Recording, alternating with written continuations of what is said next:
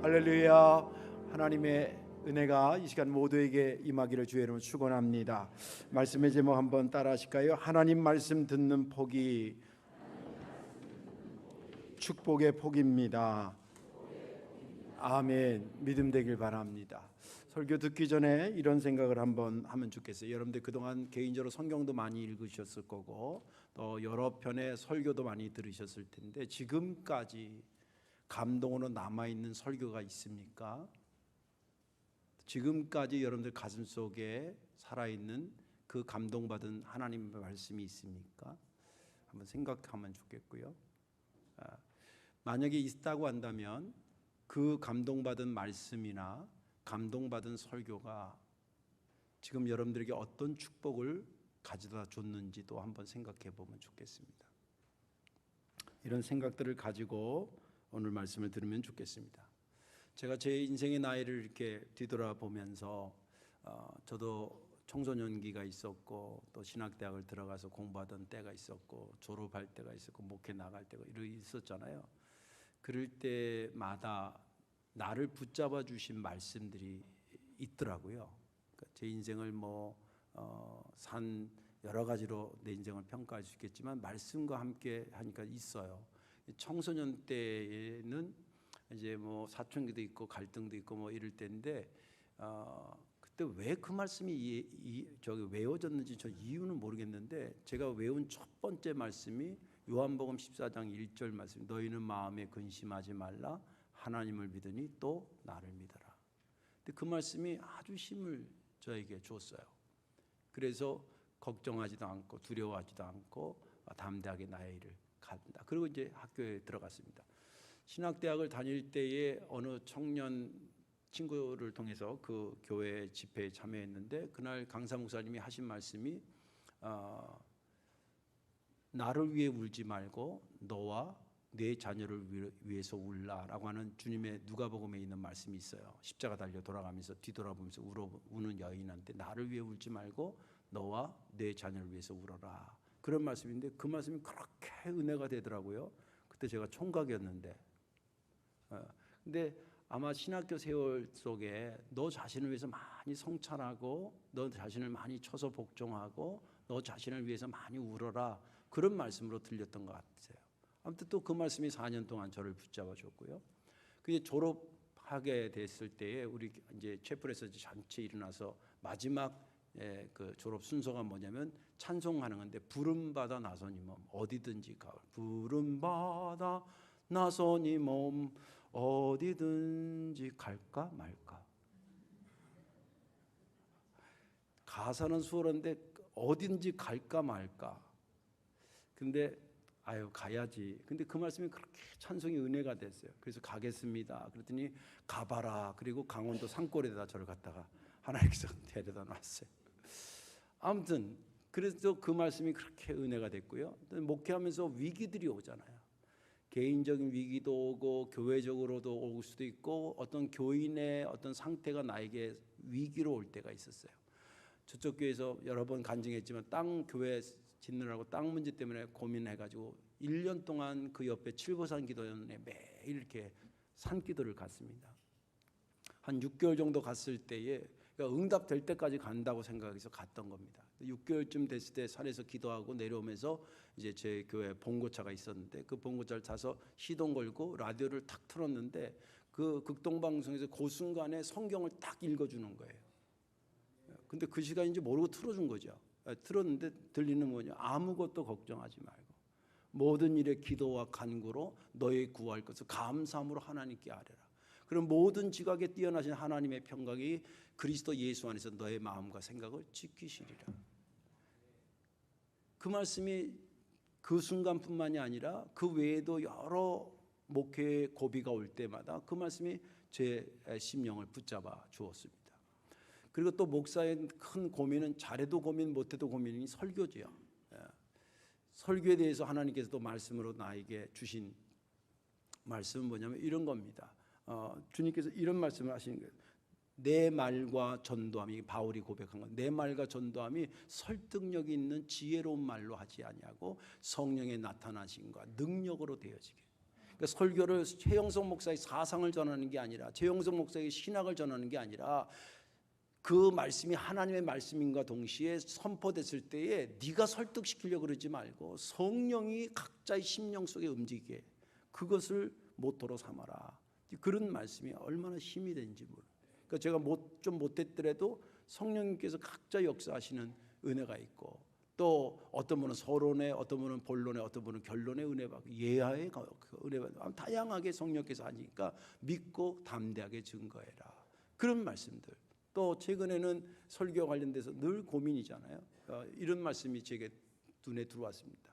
충성되고 지혜로운 종이 되어 주인한테 그 집 사람들을 맡아서 때를 따라 양식을 가져다 줄 자가 누구냐라는 주님의 말씀이 있어요. 누구냐? 그거 난데요. 네가 충성되고 지혜로운 종이 돼서 그때마다 주일이면 주일, 수요일이면 수요일, 새벽이면 새벽, 그때마다 성도들에게 부지런히 양식을, 살리는 생명의 말씀을 갖다 줄 자가 너 아니냐. 그런 말씀에 또 저 자신을 다시 한번 돌이켜 본 적이 있습니다. 그렇게 쭉 종합해서 보니까 하나님 말씀이 그때마다 내가 그것을 일부러 찾아간 것도 아닌데, 이때 나한테 위로를 주는 말씀을 내가 찾은 것도 아닌데, 그 말씀이 그때마다 떠오르고 보여지고 들려지게 해서 그 말씀을 붙잡고 인생을 살아왔습니다. 후회롭지 않게. 그래서 그 말씀을 그때마다 저희가 한 것은 들은 거예요. 듣고 하니까 폭이 점점 넓어지더라고요. 넓어진 것만큼 지나고 나니까 그게 내 축복의 폭이었던 거예요. 하나님의 말씀을 듣는 폭이 그만큼이 여러분들이 받을 축복의 폭인 줄로 믿으시기 바랍니다. 오늘은 스가랴 선지자를 통해서 하나님께 주신 말씀인데, 스가랴 선지자는 어떤 사람이냐면 학개와 스가랴가 같이 붙어 있죠. 이 동시대에 활동하던 선지자였습니다. 이스라엘 백성들이 타락해서 하나님께서 바벨론 포로로 70년 보내고, 그리고 다시 돌아오게 해서 성전을 짓습니다. 예수아와 수르바벨을 중심으로 해서 교회를 짓는데, 정치적인 이유 막 고발하고 고소하고 이러는 바람에 성전을 스탑합니다. 그리고 세월이 흐르면 안 되는데, 스탑했다 해도 2, 3년 만에 다시 지어야 되는데, 세월이 흘러서 16년이 흘렀습니다. 그때 하나님께서 이렇게 보면서, 야, 이제는 좀 일어나서 지어야 되는 거 아니야? 이런 겁니다. 왜 그런 거 있잖아요. 아유, 일이 있어서 못했나 보다. 아유, 좀 바빠서 못했나 보다. 이렇게 미루고 그래 하다가도 어느 시점이 딱 됐을 때, 이제 더 이상 미루면 안 되잖아. 이런 거 있잖아요. 그때의 학개와 스가랴를 통해서, 야, 이제 그만 쉬고 성전 지어야지. 너무 많이 쉰 거 아니야? 그러면서 주신 말씀이 학개와 스가랴의 말씀입니다. 다시 일어나야 된다고 하신 말씀입니다. 그런 배경하에서 오늘 말씀이 기록되어 있습니다. 오늘 7장 7절에 있는 말씀은 사실은 앞에 단락에 붙어있는 끝자락에 있는 말씀이고, 문장 구성상은 7장 8절부터 또 새로운 패러다임으로 하는데, 제가 일부러 7절을 거기다 붙였습니다. 7절 말씀에 이렇게 말하는 거예요. 야, 과거에 말이지 예루살렘과 그 주변의 성읍들과 그리고 다른 평원이나 이런 데가 아주 평안했다. 얼마나 평안하고 좋았는지 몰라. 근데 그때 왜 그런 줄 알아? 그들 속에 내가 옛 선자를 통해서 한 말씀이 살아 있었어. 그러다가 내가 좀 지키다 보니까, 여러분들 평안한 것이 참 복된 건데요, 이거 잘 선용하셔야 됩니다. 이거 느슨해지기 시작하면 타락의 전환점이 되기도 해요. 잘 귀담아 들으셔야 됩니다. 근데 너희들이 평안하고 말씀을 지킬 때 평안하고 이렇게 하니까 나중에는 느슨해지기 시작하고 슬슬 변질되기 시작하고 하나님 말씀을 놓치기 시작했다는. 그래서 내가 말하기를, 야, 재판 똑바로 해. 그리고 긍휼을 베풀 줄 알아야 돼. 고아와 과부, 나그네 이 사람들 해야지 마. 오히려 도와줘. 그리고 다른 사람들과 어떤 사람 저 사람 어떻게 힘들게 할까, 뺏어 먹을까 이렇게 하지, 그런 거 도모하면 안 돼 라고 내가 그렇게 말했다는 거예요. 하나님이. 그랬더니 강팍해지기 시작하더니 이 사람들이 안 들으려고 등을 휙 뚫렸다는 거예요. 그래도 너무 성도교회는 감사한 게 지금 등지고 날 쳐다보고 있는 사람은 아무도 없어요. 너무 감사해요. 다 얼굴과 얼굴을 맞대고, 예. 등을 대고 말이지, 안 들으려고. 예. 그리고 마음을 얼마나 강팍하는지, 금강석은 돌 중에 아주 가장 딱딱한 거잖아요. 아주 마음을 금강석처럼 딱딱하게 해가지고 말씀이 심겨질 틈이 없는 거예요. 내가 말하는데, 나 여호와가 선지자를 통해서 말하는데 너희들이 그런 자세를 취하더라는 거예요. 그래서 내가 너무 많이 분개했다는 거예요. 하나님이 내가 너희들을 불러도 너희가 대답하지 않고 일부러 고개를 돌리고 안 본 척하고 이러는데, 니네가 나중에 형편이 바뀌어가지고 하나님 나 좀 봐주세요 라고 부르면 내가 널 어떻게 보겠냐. 우리도 그렇잖아요. 지 아쉬울 때는 그냥 알랑방구 끼고 와서 막 봐달라고 그러다가 자기 편해지면 나 몰라라고 이러는 거면 한두 번 속지 3번 4번 속지 않잖아요. 하나님도, 우리가 여러분들 감정이 있는 것은 누구 닮아서 그런지 아면 하나님 닮아서 감정이 있는 거예요. 하나님 다 감정이 있으세요. 그런데 그것이 우리랑 다른 차원까지 펼쳐지니까 은혜인 거지요. 그 오늘 읽지 않았으나 그리고 나서 이제 8장부터는 그럼에도 불구하고 내가 너희들 다시 회복할 거야. 그 얘기가 나오긴 해요. 근데 오늘 7장까지만 읽은 거예요. 우리가 좀 경각심을 가질 것은 가져야 된다는 거죠. 그래서 내가 경고했는데도 안 듣고 그래서 내가 화나서 그들을 전 세계로 흩었다는 거예요. 포로로 잡혀갔다는 거예요. 그런 말씀, 그렇게 되니까 예루살렘이, 그 아름답고 평안했던 예루살렘이 어떻게 돼요? 황폐한 곳이 되지 않았냐. 그런 것까지가 오늘 본문에 있는 말씀입니다. 저는 지난주에 이 본문을 보면서 가슴이 가장 아팠던 것은 11절과 12절을 읽으면서 그랬어요. 그들이 듣기 싫어하여 등을 돌리며 듣지 않으려고 자기 귀를 막으며 그 마음을 금강석 같게 하여 율법과 만군의 여호와가 그의 영으로 옛 선자들을 통하여 전한 말을 듣지 아니하므로 큰 진노가 만군의 여호와께로부터 나왔다. 나는 우리 교인들이 목사로서 가장 바라면 뭔지 아세요? 우리 교인들이 말씀에서 떨어져 가지고 하나님한테 혼나는 거, 그런 일 한 명도 없기를 바라는 거예요. 새벽마다 기도하는 이유가 그거예요. 근데 여기 문장이 그런 걸 보는 거예요. 여기 문장에 보면 듣지를 싫어하고 듣지 않으려고 막 귀를 막고 이런 내용들이 전반적으로 깔려 있어요. 너무 가슴이 아픈 거예요. 이걸 좀 어떻게 뒤집으면 안 될까? 딴짓하다가도 하나님 말씀이면 하나님 말씀 들어야 되는데 이렇게 귀를 기울이고, 그리고 그 말씀을 들을 때 내 마음에 옥토와 같이 그 부슬부슬하게 해서 씨가 심겨지면 바로 열매가, 싹이 나고 열매가 맺힐 수 있도록 그런 준비라고. 아예 목사님 원래 다 그렇게 설교하는 거야. 아유, 그래야 지도 살지 뭐, 이러고 팔짱 끼고 설교 들으면 안 돼요, 진짜. 예. 그런 하나님의 말씀이 있을 때 나를 금강석 같은 딱딱한 마음을 변화해서 옥토로 만들고 귀담아 듣고 이러면 큰 저주가 아니라 뭐예요? 큰 축복이 임할 텐데. 그런 생각을 하면서 마음도 아팠고 또 은혜도 받았습니다. 오늘 말씀에 저와 여러분들 은혜 받으시고 하나님 말씀 드릴 때 잘 듣고 순종해서 듣는 폭을 넓히세요. 이 폭만큼이 축복의 폭이에요. 믿음 되시기 바랍니다. 자, 그러면 어떻게 해야 말씀을 듣는 폭을 넓힐 수 있을까? 첫 번째는 뭐냐면 하나님이 왜 말씀하시는지를 깨달아야 합니다. 하나님이 왜 말씀하시는지를 깨달아야 됩니다. 성경을 보면 하나님께서 계속 말씀하는 걸로 나와요. 말씀하는 걸로. 아담에게 말씀을 하셨습니다. 창조하시고 아담이 먼저 말한 게, 하나님이 아담한테 말을, 생육하고 번성해라, 땅에 충만해라, 이거 잘 다스려라, 알았지? 그리고 선악과는 따먹으면 안 돼. 그것은 나와 너와 인간은, 하나님과 인간은 분명한 선이 있는 거야. 부모 자식 간에 여러분들 아무리 사랑하고 그래도 부모 자식 간에 선이 있어요, 없어요? 없나 보다. 네.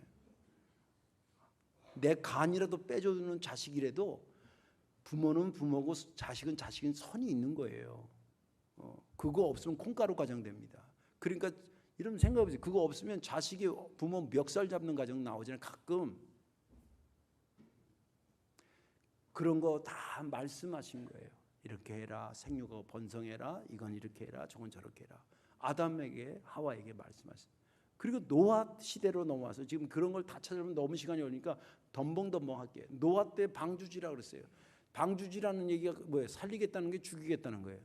살리겠다는 거예요. 그런데 이 동네에 교회를 세우신 이걸 영적으로 하나님 세운 방주라 그러는데 성도교회가 이 지역에 세워서 이 지역을 살리려고 하는 거예요. 죽이려고 여기 세워진 거예요. 살리려고 세워진 거예요.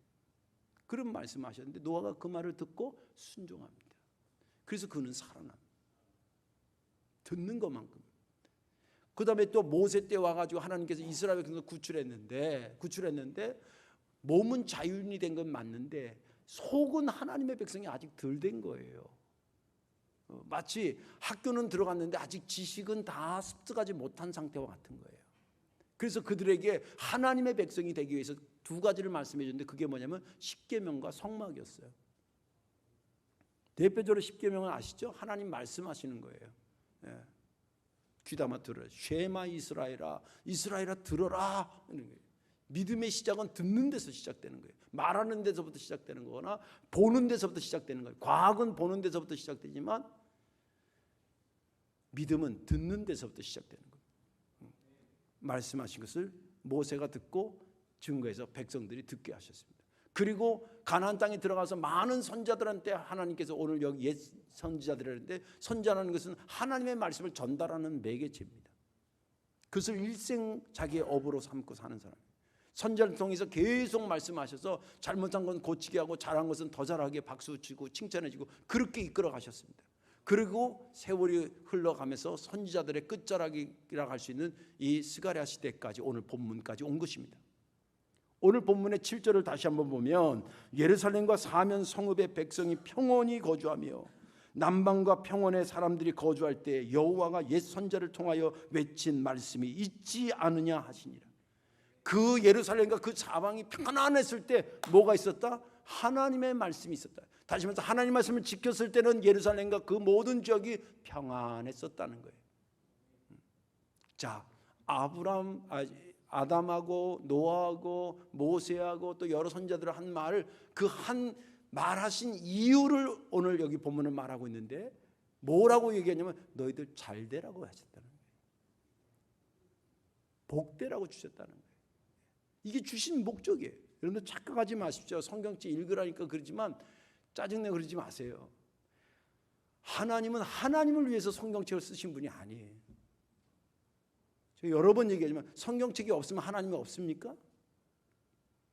성경책이 있어야지만 하나님이 있는 겁니까? 우리로 하여금 하나님을 믿을 수 있도록 근거로 말씀을 주신 이 성경은 우리 위해서 주신 거지 하나님 자신을 위해 쓴 게 아니에요. 자신을 위해서.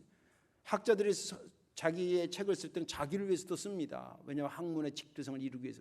그러나 하나님이 성경을 쓴 것은 자신을 위해 쓰지 않아요. 우리를 위해서 쓰셨다. 뭐하라고? 잘되고 복되라고. 성경에 이런 말씀이 있잖아요. 디모데후서 3장 16절 모든 성경은 하나님의 감동으로 된 것으로 교훈과 책망과 바르게 함과 의로 교육하게 유익하다. 유익하다는 건 뭐예요? 우리에게 축복이 되고 복이 된다는 거예요. 그래서 말씀을 주셨다는 거예요. 여기 잘 된다는 것은 단순히 뭐 경제적으로 누구보다 잘 살고 뭐 또 누구보다 건강하고 이런 차원만 아는 게 아니라 여기서의 복이라고 하는 것은 시간적 차원에서 보면 과거에도 복이고 현재도 복이고 미래까지도 복이고 믿음 되시기 바랍니다. 또 상황적으로는 안 되는 상황에서부터 잘 되는 상황까지도 잘 되는 것을 말하고 있고 시각적으로는 눈에 보이는 육에 대한 것만이 아니라 눈에 보이지 않는 영적인 것까지 잘 되는 것이고 그 범위로 보면 이 땅에서부터 주님 나라 가는 천국까지 잘 되는 모든 것을 그걸 신학기로 전인적 축복이라고 해요. 그렇게 주시려고 우리에게 말씀을 주셨다는 거예요. 그런데 가장 중요한 게 남아 있습니다. 그건 뭐냐면 그분이 그런 심정으로 말씀을 주셨다는 것을 깨닫는 게 중요하다. 그런 심정으로 우리에게 주셨다는 것을 깨닫는 게 중요합니다.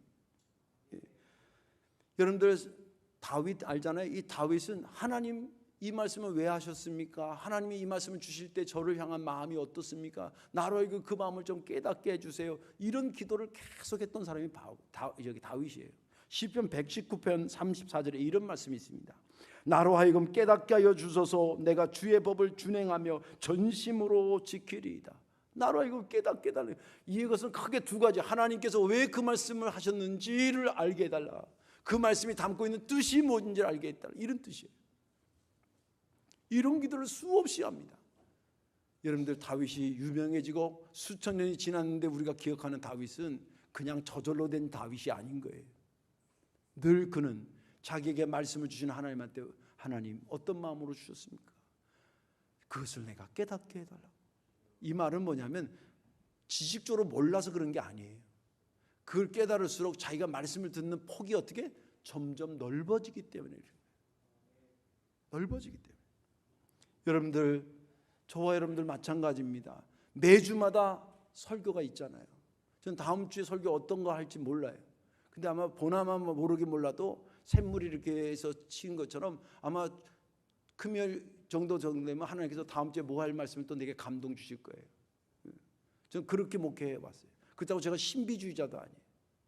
매일마다 제가 성경 읽는 분량이 있어요. 읽다 보면 하나님께서 감동 주는 부분이 있어요. 매주 설교가 있다는 것이 무슨 의미일까요? 또 여러분들 손에 지금 성경책 다 들고 오셨는데 여러분들 손에 성경이 들려있다는 것이 무슨 의미일까요? 하나님은 지금도 우리에게 말씀하고 계신다는 거예요. 말씀하고. 왜? 뭐 하라고? 내 영혼이 잘 되라고. 지금 잘 되고 내일도 잘 되라고 말씀을 우리에게 쏟아붓고 계시는 겁니다.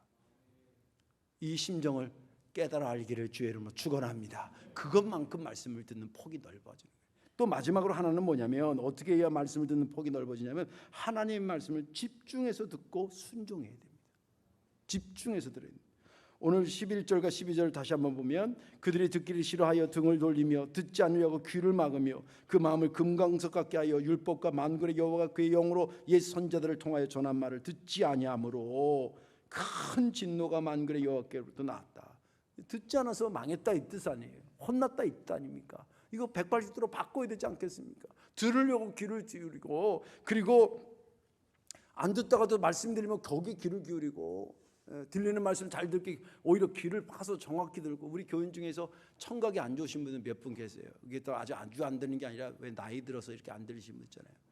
그분들이 가끔 그래요. 목사님, 제가 여기도 앉아보고요 저기도 앉아보고요 자기 깐에는 조금이라도 잘 들리는, 여기 지금 공간이 넓기 때문에 기계적으로 이렇게 스피커랑 다 이렇게 위치했는데 가능하면 잘 들리게 하려고 하죠. 그런데 그래도 잘 안 들리는 경우들, 개인 편차들이 좀 있거든요. 근데 이제 당신간에 조금이라도 더 들으려고 여기도 앉아보고 저기도, 그래서 지금 자리가 목사님 가장 잘 들리는 자리가 거기 앉는 거라고 그렇게 얘기를 해요. 여러분도 그러죠? 여기가 가장 잘 들리는 자리라고 앉으신 거잖아요. 예. 근데 그 얘기를 듣는데 가슴이 짠한 거예요. 그 나이가 들어서 청각이 떨어지는 거 어떻게 하겠어? 그 보청기를 하셨는데도 잘 안 들리는 어떤 한계점이 있거든요.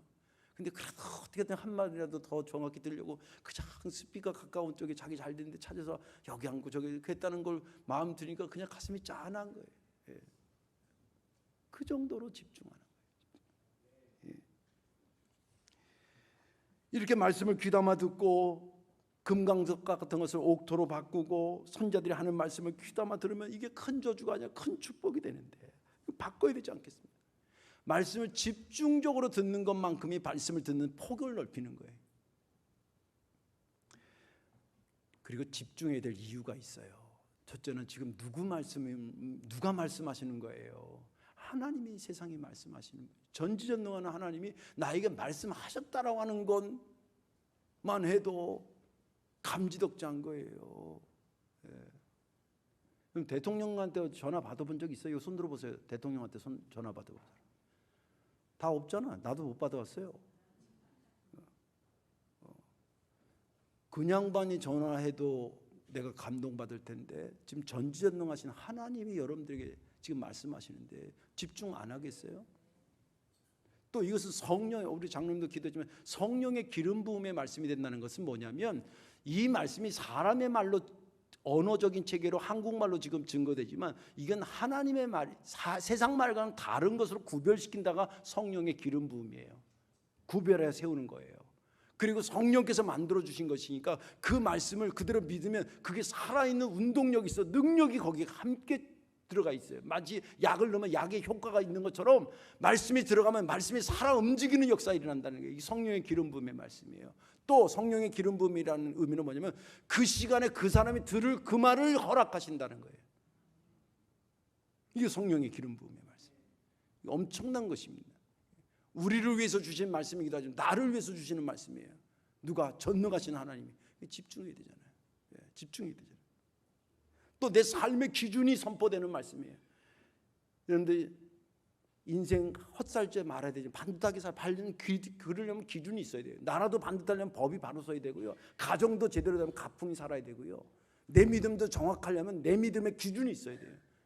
성경은 우리들의 삶의 기준, 그래서 캐논이라고 그러는데 캐논이라는 건 잣대라는 뜻이에요.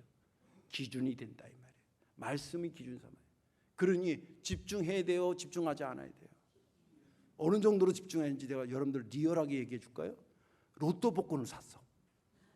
근데 번호가 뭐 5개, 6개예요. 아무튼 난 잘 모르겠는데 만약 6개라고 예를 들어 어떻게 하다 보니까 5개까지 세상이 맞았어. 이제 하나만 뽑으면 맞아.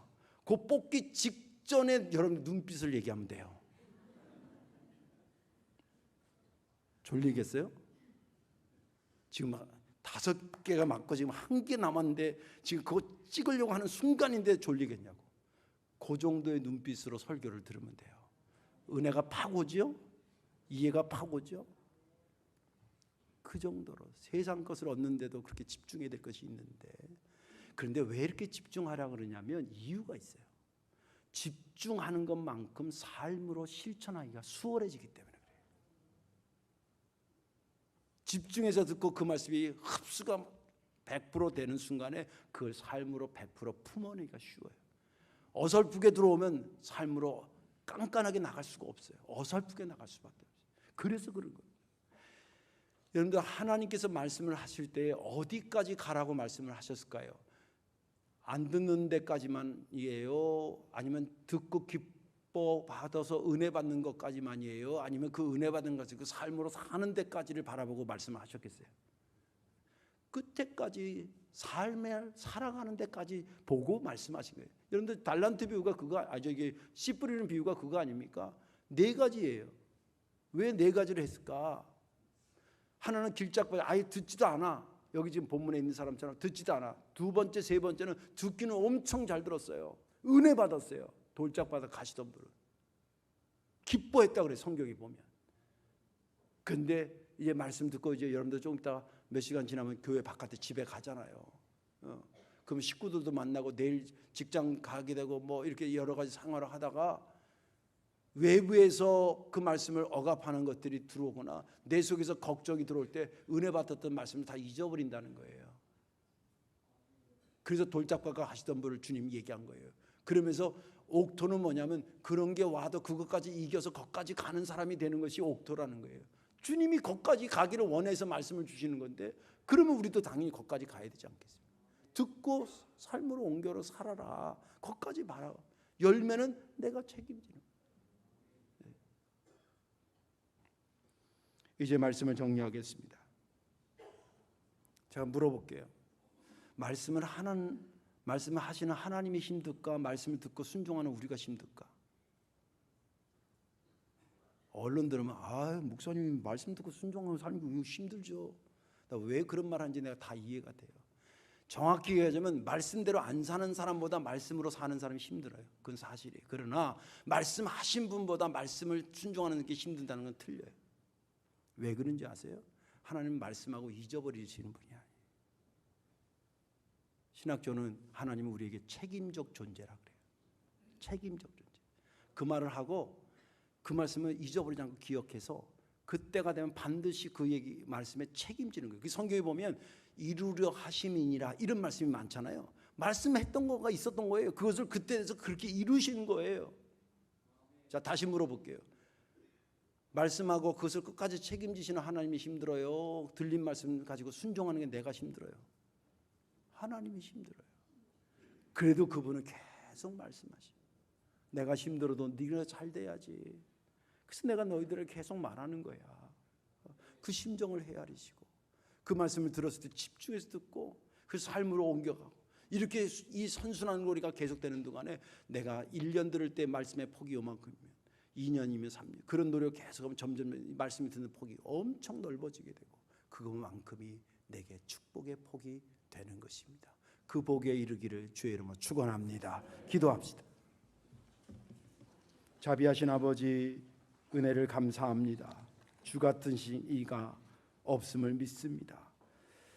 말씀이 육신이 되어 우리 가운데 거하셔서 삶으로 그 말씀을 보여주셨던 주님을 찬양합니다. 주께서 온몸으로 저희들에게 말씀하실 때에 왜 말씀하셨는지 그 심정을 깨닫게 하시고 그러게 집중해서 듣고 들은 말씀을 삶으로 가져와서 말씀 듣는 수준과 폭을 점점 넓혀나가게 도와 주옵소서. 악한 마귀가 순간순간 못하게 유혹하고 뺏고 협박할다 할지라도 말씀에 듣는 폭이 곧 내가 잘 되는 폭이라는 믿음을 가지고 이 말씀 앞에 귀를 기울여 사는 우리 되게 하여 주옵소서.